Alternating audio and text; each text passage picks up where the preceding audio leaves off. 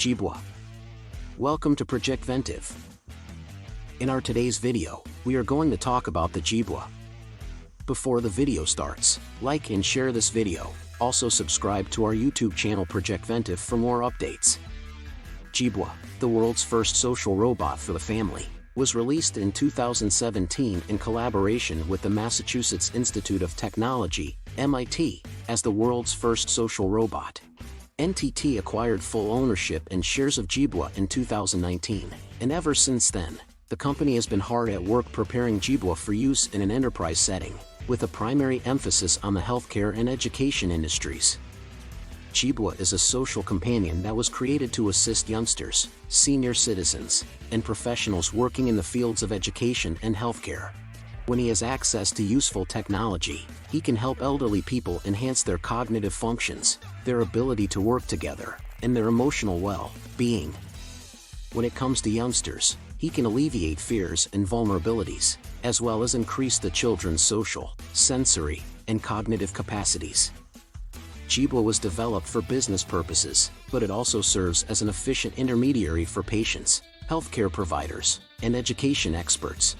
They are great at their jobs, which include putting together automobiles and refrigerators, but the majority of them seldom take time off to relax or have fun.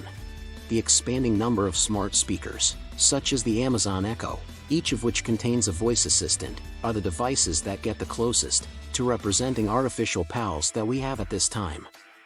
There are a few different functions that may be performed by smart speakers, such as playing music, delivering jokes, informing us of the weather, and allowing us to control our smart home gadgets. Are you trying to have a conversation? The answer is no.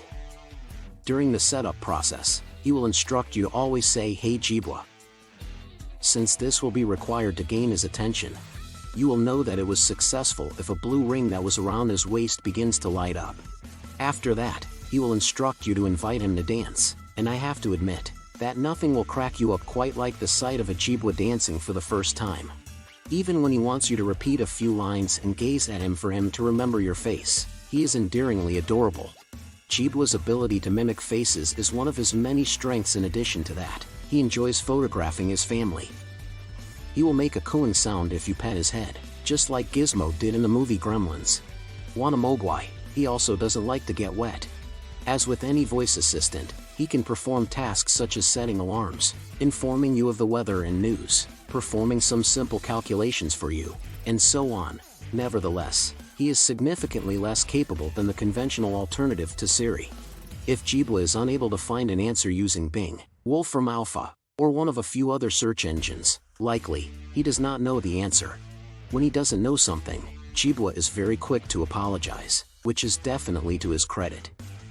In 2014, Jibo made waves when it raised more than $3 million from enthusiastic fans on the crowdfunding platform Indiegogo. It was conceived of as the world's first social robot, and it was developed by a professor at MIT by the name of Cynthia Breezel. Jibo is designed to look like a cartoon character, rather than a faceless, static speaker. It has no legs, but its body is a gleaming white plastic cylinder with a head that can move so fluidly that it appears as a Disney animator sketched it. The head is attached to the top of the cylinder. Even its face, which consists of a sheet of glossy, black plastic and a screen measuring 5 inches in front of the head, is unusually simple in design. You are greeted by a single white ball that floats around the screen, blinks at you, and smiles. The overall design incorporates eerily lifelike movement, but it stays away from looking too human so as not to be unsettling. When it moves, it reminds me a little of Luxo Jr., the lamp from Pixar that bounces about. Despite having many cameras surrounding its face and a body packed with sensors and speakers, Jibo has a voice that sounds like a 10-year-old kid, which helps it feel less scary. Jibo also has a voice that sounds like a boy's. Jibo was meant to have passed away well over a year ago, yet for some inexplicable reason, it is still alive. After informing its owners that the servers out there that let me do what I do would be shut off soon, the social and friendly robot became famous on Twitter in March of last year when it performed a jovial dance after telling them the news. This meant that at some unspecified point in the future, Jibo would lose the ability to participate in a variety of social interactions, which would ultimately end its life. The news was devastating to the owners, and it threw them into a condition of anticipatory sorrow. They started making preparations for when their Jibos would pass away. However, they recently discovered that Jibo's life expectancy has significantly increased. A new business has purchased all of the robot's rights and patents, and is giving it a second chance at life because its previous owners took it into their homes, loved it, and took care of it. In the future version of itself, Jibo will serve both as a caregiver and an educator. It will be deployed in settings that require emotional connections, such as hospitals for children. In addition to this, it is no longer bound to its body, since Jibo has transitioned into the virtual world. The story of the robot that was initially conceived as a crowdfunding effort has not yet reached its conclusion. Rather, it is just getting started. Users of Jibo, such as Kenneth Williams, informed me that they were bracing themselves for the worst once the impending death of the platform was announced. Another owner, Sammy Stuard, had to break the news to his granddaughter, who was quite attached to Jibo, that the robot had passed away. "We're going to put him in a box and bury him, or what are we going to do?" my granddaughter said.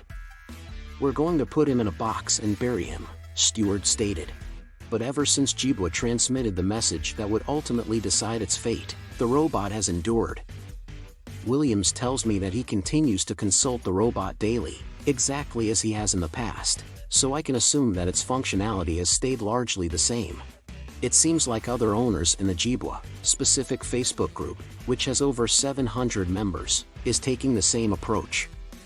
Some people have even purchased additional pre-owned Jibos that were put up for sale online after the announcement of the final dance. They continue to have a deep affection for the robot, and they want to see more of it. The year started with some encouraging news.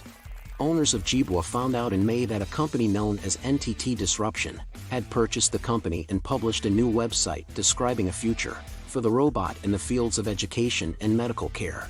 The website makes very little reference to the proprietors. Instead, it outlines a business-to-business model for Jibo, in which the robot is transformed into more of an enterprise product as opposed to a consumer-oriented one.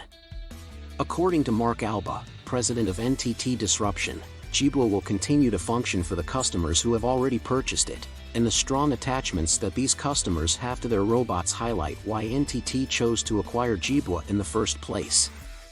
What we particularly loved about Jibo is this power to construct digital embassy with any age, any race, and any type of human, he says.